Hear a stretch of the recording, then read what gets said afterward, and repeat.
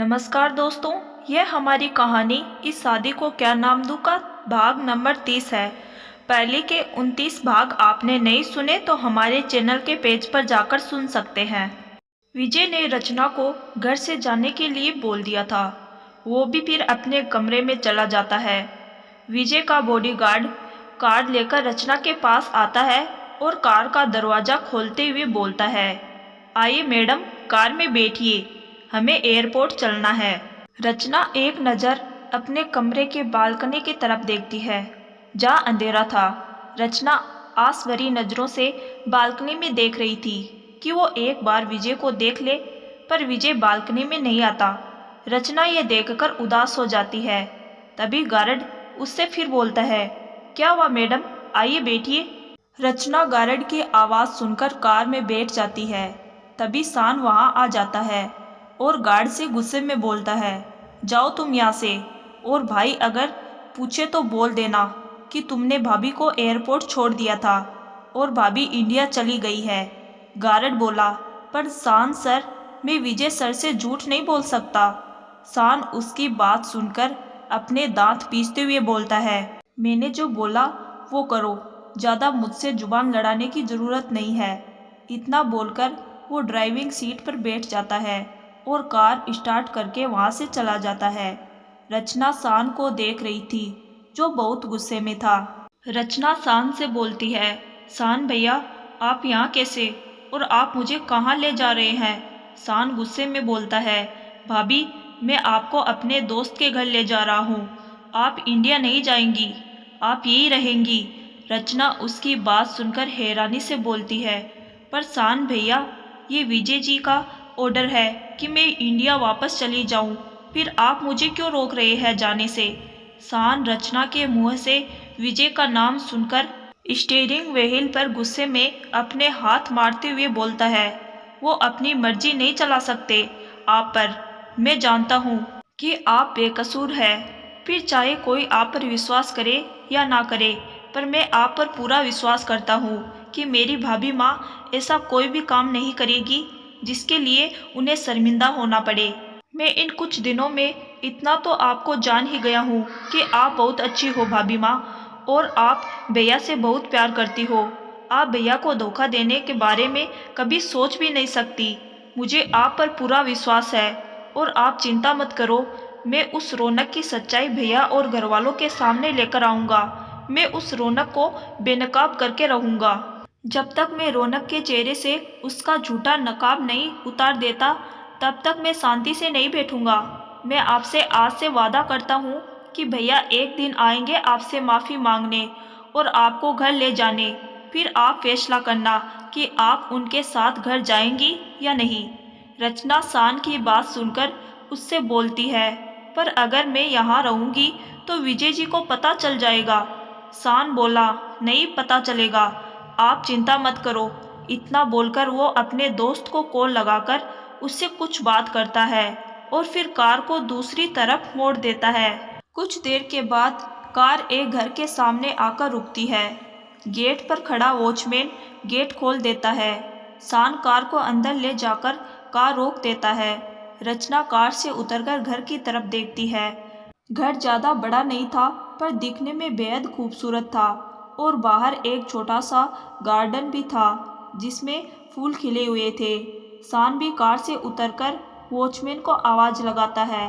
Watchman उसके पास आकर घर की चाबी उसे देकर चला जाता है। शान फिर चाबी लेकर घर का दरवाज़ा खोलता है और रचना को अंदर ले जाता है। रचना शान से पूछती है, ये घर आपके दोस्त का है ना, वो यहाँ नहीं रहते क्या। शान बोला, नहीं भाभी, वो बिजनेस करता है और अक्सर अपने बिजनेस के काम से बाहर ही रहता है। 2-4 महीने में 1-2 बार ही आता है। मैंने उससे बात कर लिया है, उसने कहा है कि कोई प्रॉब्लम नहीं है, आप यहाँ आराम से रह सकती है। रचना उसकी बात सुनकर घर को देखने लगती है। वहाँ 3 कमरे, एक किचन, एक हॉल और ऊपर छोटा सा छत बना था। रचना मुस्कुराकर शान से बोलती है, शान भैया, घर बहुत अच्छा है। शान बोला, ठीक है भाभी, आप आराम करो, मैं चलता हूँ। मैं कल सुबह आऊँगा, फिर आपको शॉपिंग करवाने ले जाऊँगा। फिर आपको जो जो खरीदना होगा आप खरीद लेना, मैं चलता हूँ अब।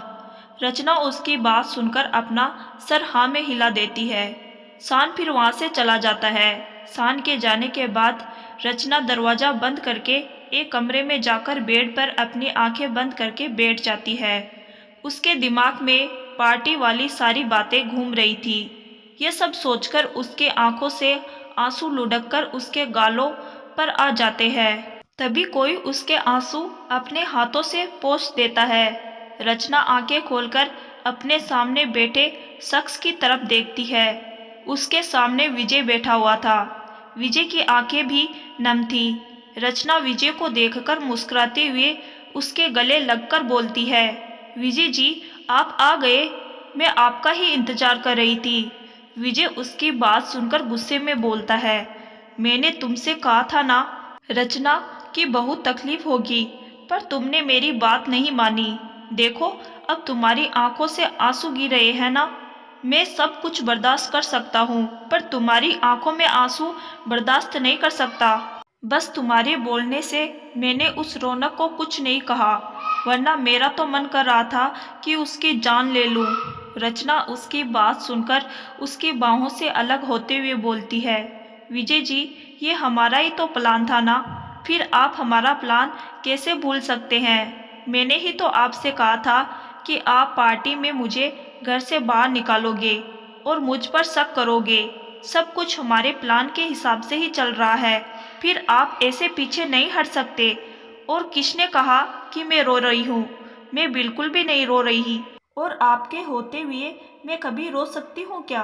विजय उसकी बात सुनकर मुस्कुरा देता है और फिर उसके दोनों आंखों पर किस कर देता है। रचना के होठों पर भी मुस्कुराहट आ जाती है। फ्लैशबैक। रचना जब विजय के लिए बिरयानी बनाकर उसके ऑफिस ले गई थी और उसने विजय से 10 लाख रुपए मांगा था, तो विजय ने उससे कोई सवाल नहीं किया था कि उसे पैसे क्यों चाहिए, पर रचना के चेहरे पर परेशानी देखकर विजय फिर उससे पूछ ही लेता है कि वो क्यों परेशान है। रचना बोली, विजय जी मैं आपको एक बात बताना चाहती हूँ, पर समझ नहीं आ रहा है कि वो बात बताऊं या नहीं। विजय उसकी बात सुनकर प्यार से उसके बालों में अपने हाथ फेरकर बोलता है, जो बात तुम्हें परेशान कर रही है वो बात तुम मुझे बता दो, मैं तुम्हारी परेशानी सॉल्व करूँगा। बताओ मुझे क्या बात है, क्यों इतनी परेशान हो। रचना गहरी सांस लेकर विजय को सारी बात बता देती है। उसने जब नैना को मॉल में देखा था और रौनक उसे परेशान कर रहा था पैसों के लिए, वो सब कुछ वो विजय को बता देती है। विजय उसकी बात सुनकर उससे बोलता है, ठीक है मैं घर जाकर नैना से बात करूँगा। तो रचना बोलती है, नहीं विजय जी, अगर आप घर जाकर उससे कोई भी बात करेंगे तो वो नाराज़ हो जाएगी और हो सकता है कि वो कोई गलत कदम भी उठाए। हमें ऐसा नहीं करना है। हमें उस लड़के की सच्चाई नैना के सामने लेकर आना है कि वो लड़का उससे प्यार नहीं करता है, सिर्फ नैना अमीर है इसीलिए वो लड़का उसके साथ है। हमें उस लड़के को पर्दाफाश करना ही पड़ेगा। विजय बोला, तो तुम बताओ क्या करना चाहिए हमें। रचना उसे फिर सारा प्लान समझाती है। विजय उसकी बात सुनकर नाराजगी से बोलता है, बिल्कुल नहीं, मैं ऐसा कुछ नहीं करूँगा जिससे तुम्हें तकलीफ हो। मैं तुम्हें बिल्कुल भी तकलीफ नहीं दे सकता। मैं तुमसे बहुत प्यार करता हूँ रचना, और मैं तुम पर कभी शक कर ही नहीं सकता। रचना प्यार से उसका चेहरा अपने हाथ में थामकर बोलती है, मैं जानती हूँ विजय जी, पर आपको सिर्फ नाटक करना है। प्लीज अपनी बहन के लिए आप इतना तो कर ही सकते हैं ना। विजय उसकी बात सुनकर कुछ देर सोचता है और फिर अपना सर हाँ में हिला देता है। पार्टी में विजय की नज़र हर वक्त रौनक के ऊपर ही थी। रचना ने जब रौनक को धक्का दिया था तो ये देखकर विजय को बहुत गुस्सा आया था। आखिर रौनक की हिम्मत कैसे हुई थी रचना के साथ बदतमीजी करने की। विजय रौनक को उसी समय जवाब दे सकता था, पर रचना के प्लान के मुताबिक वो चुपचाप अपनी जगह पर खड़ा था और रौनक को ही देख रहा था। रचना जब कमरे में गई तो विजय ने देखा कि रौनक भी उसके पीछे जा रहा है। ये देखकर विजय भी जल्दी से कमरे की तरफ चला जाता है।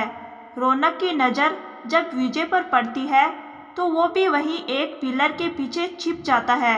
विजय उसे छिपते हुए देख लेता है और सीधा कमरे के अंदर चला जाता है। रचना और विजय जानबूझकर दरवाज़ा खोलकर बातें कर रहे थे ताकि रौनक उनकी सारी बातें सुन ले। Flashback and. विजय कमरे की तरफ एक नज़र देखता है। वो कमरा छोटा था।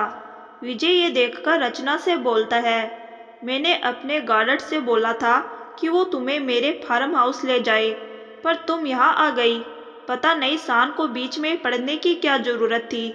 रचना बोली, विजय जी, शान भैया को हमारे प्लान के बारे में कुछ नहीं पता है। आपने मुझे घर से निकाल दिया है, इसीलिए वो आपसे बहुत नाराज़ है और वही मुझे यहाँ ले आए। पर यह जगह भी बुरी नहीं है। हाँ, छोटी है पर यहाँ सुकून है। मुझे यहाँ अच्छा लग रहा है। विजय बोला, ठीक है फिर चलो सोते हैं। ये बोलकर वो बेड पर लेट जाता है। रचना बोली, आप यहाँ सोएंगे क्या? विजय बोला, तो और कहाँ सोऊंगा? तुम्हारी बाहों में तो सोऊंगा ना। वही तो मुझे सुकून से नींद आती है। रचना बोली, पर आप घर नहीं गए तो सबको शक हो जाएगा। विजय बोला, किसी को शक नहीं होगा। वैसे भी सब अपने कमरे में सो रहे होंगे। कोई अभी मेरे कमरे में नहीं आएगा। तुम चिंता मत करो और आओ मेरे पास। रचना मुस्कुराकर विजय के सीने में अपना सर रख लेती है। विजय भी प्यार से उसके बालों में अपना हाथ फेरते हुए बोलता है, पता है मुझे तुम्हारी इतनी आदत हो गई है ना कि तुम्हारे बिना एक पल भी रहने का मैं सोच नहीं सकता। I love you so much Rachna. Rachna मुस्कुराकर बोलती है, I love you too Vijay ji. Vijay फिर उसकी बात सुनकर मुस्कुरा देता है। रचना भी अपनी आंखें बंद कर लेती है। सुबह का समय। रचना की सुबह नींद खुलती है। वो विजय की तरफ देखती है।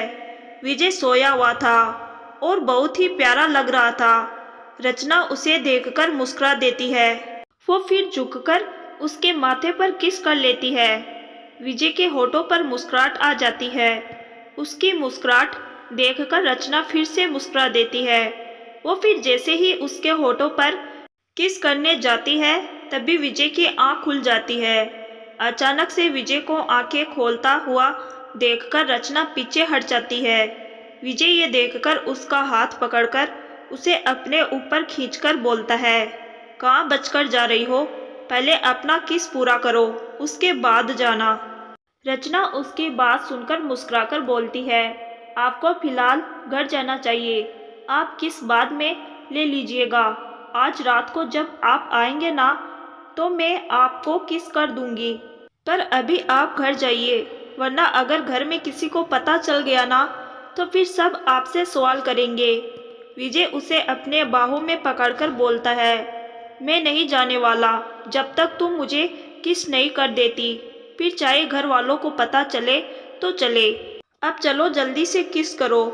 रचना बोली, मुझे शर्म आती है। विजय बोला, अच्छा अभी मेरी आंखें बंद थी तब तो मुझे किस कर रही थी और अब शर्म आती है। रचना बोली, जब आपकी आंखें बंद थी तो आप मुझे देख नहीं रहे थे ना, पर अब मुझे बहुत शर्म आ रही है। आप पहले अपनी आंखें बंद कीजिए तब मैं आपको किस करूंगी। विजय उसकी बात सुनकर अपनी आंखें बंद कर लेता है। रचना उसका हाथ अपने कमर से हटाती है और फिर कमरे के बाहर भाग जाती है। विजय आंखें खोलकर उसे देखता है और फिर वो भी उसे पकड़ने उसके पीछे भागता है। रचना पीछे पलटकर उसकी तरफ देखती है। विजय उसे आवाज़ लगाता है, रचना रुक जाओ और आओ मेरे पास। रचना बाहर गार्डन में भागते हुए बोलती है, बिल्कुल नहीं। विजय बोला, ठीक है, एक बार अगर तुम मेरी पकड़ में आ गई ना फिर तो मैं अपना किस तुमसे लेकर रहूँगा। रचना बोली, पहले मुझे पकड़कर तो दिखाइए। इतना बोलकर वो बाहर गार्डन में भागने लगती है। विजय भी उसके पीछे भागता है। वही गेट पर खड़ा वॉचमैन उन दोनों को देख रहा था। वो विजय प्रताप सिंह को अच्छी तरह से जानता था, इसीलिए वो उसे देखकर हैरान हो रहा था। उसे समझ नहीं आ रहा था कि विजय कब घर के अंदर गया, क्योंकि वो तो सारी रात गेट पर ही खड़ा था। विजय फिर रचना को पीछे से अपनी बाहों में पकड़ लेता है। रचना हंसते हुए बोलती है, विजय जी छोड़िए ना प्लीज। विजय उसे अपनी गोद में उठाकर अंदर की तरफ ले जाते हुए बोलता है, बिल्कुल नहीं, अब तो मैं तुम्हें नहीं छोड़ने वाला। अगर तुम सीधी तरह से मेरी बात मान जाती तो मैं अब तक यहाँ से चला जाता, पर तुमने मुझे अपने पीछे बहुत भगाया है, तो अब इसकी सज़ा भी मिलेगी। रचना उसके मुँह से सज़ा का नाम सुनकर मुँह बना लेती है। विजय उसे देखकर मुस्कुरा देता है। रचना बहुत ही क्यूट लग रही थी। विजय उसे देखकर उसके गाल पर किस कर देता है और फिर उसे घर के अंदर ले जाकर कमरे में ले जाता है। फिर वो उसे बेड पर लेटाकर वो भी उसके ऊपर आ जाता है। रचना उसे देखकर मुस्कुराने लगती है। विजय भी मुस्कुराकर उसके चेहरे पर किस करने लगता है। उसके बाद वो रचना के होठों की तरफ देखता है। रचना के होठ कांप रहे थे। विजय से अब कंट्रोल करना मुश्किल हो रहा था। वो फिर अपने होठ रचना के होठों के करीब लाने लगता है। रचना अपनी आंखें बंद कर लेती है। विजय फिर उसके होठों पर अपने होठ रख देता है और उसके होठों पर बड़े ही शिद्दत से किस करने लगता है। रचना भी उसके बालों में अपनी उंगलियां घुमाने लगती है। वो भी विजय को किस कर रही थी। करीब 10 मिनट किस करने के बाद विजय उसके होठों से अलग होता है। रचना लंबी सांसें लेने लगती है। विजय फिर अपने होठ उसके गर्दन पर रख देता है और उसके गर्दन पर धीरे धीरे किस करने लगता है। वही रचना भी खुद को विजय के हवाले कर चुकी थी। विजय फिर उसके पूरे चेहरे पर किस करने लगता है। कुछ देर के बाद विजय के होठ सूखने लगे थे। वो रचना के होठों की तरफ देखता है और फिर से उसके होठों पर अपने होठ रखकर किस करने लगता है। काफ़ी देर किस करने के बाद विजय फिर उससे अलग होता है और रचना के कान के पास अपने होठ रखकर धीरे से बोलता है, इसके आगे का हम रात को कंटिन्यू करेंगे। रचना उसकी बात सुनकर शर्मा जाती है और अपनी पलकें झुका लेती है। विजय फिर उसके माथे पर किस करके आगे बोलता है, अब मैं चलता हूँ। रचना हाँ में अपना सिर हिला देती है। विजय फिर वहाँ से उठकर बाहर आता है और वॉचमैन से बोलता है, रचना को पूरा ध्यान रखना, शान के अलावा किसी को भी उससे मिलने मत देना। वॉचमैन डरते हुए बोलता है, जी सर आप चिंता मत कीजिए, मैं यहाँ हर वक्त खड़ा रहूँगा। विजय उसे नोटों की गड्डी देता है और फिर वहाँ से चला जाता है। कुछ देर के बाद विजय मेंशन के अंदर आता है। अंदर का माहौल गर्म था। विजय सबको एक नज़र देखता है। घर के सारे सदस्य वही हॉल में सोफे पर बैठे हुए थे और शान गुस्से में खड़ा था। विजय अंदर आते हुए बोलता है, क्या हो रहा है यहाँ? शान विजय की तरफ देखकर नाराज़गी से बोलता है, भाई आपने कल भाभी के साथ बहुत ही बुरा किया। मैं आपको उसके लिए कभी माफ़ नहीं करूँगा। आपने मेरी माँ जैसी भाभी को घर से निकाल दिया। आपको क्या लगता है ये नैना और इसका वो बॉयफ्रेंड वो दोनों सही थे? मैं बहुत ही जल्द सच्चाई का पता लगाकर रहूँगा और आपके पास सारे सबूत लेकर आऊँगा। फिर देखना आपको भी अपनी गलती का एहसास होगा। शान की बात सुनकर विजय बोला, ठीक है, अगर तू ऐसा ही करना चाहता है तो ऐसे ही कर। पहले मेरे पास सारे सबूत लेकर आ, फिर मैं तुमसे वादा करता हूँ कि मैं तेरी भाभी माँ के पास जाकर उनसे माफ़ी मांग लूँगा। इतना बोलकर विजय कमरे में चला जाता है।